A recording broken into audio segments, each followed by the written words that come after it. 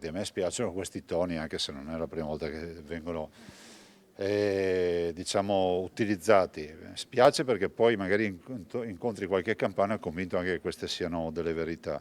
Potrei solo dire che nel PNRR alla campagna vanno 591 milioni di euro, al Veneto 362 mila. Potrei dire che noi abbiamo 59 mila dipendenti della sanità, privato compreso, e la campagna ne ha 65 mila. Potrei dire che la campagna ha avuto purtroppo commissariamenti, che sono commissariamenti che tutti noi conosciamo per anni. Potrei dire che il Veneto è primo per l'EA, potrei riportare un sacco di dati, però quello che non capisco perché questa polemica. Io invece la sfida la lancio, dico, visto considerato che tutti siamo bravi, si faccia l'autonomia anche in campagna.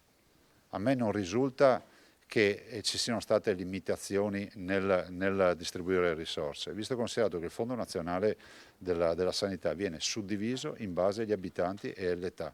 E l'età per un semplice motivo, perché comunque i più anziani si ammalano di più dei ragazzi di 18 anni o di 15 anni. Tutto qua. Però ripeto, il PNRR, dato ufficiale, dà alla campagna 591 milioni di euro, il PNRR dà al Veneto 362 milioni di euro.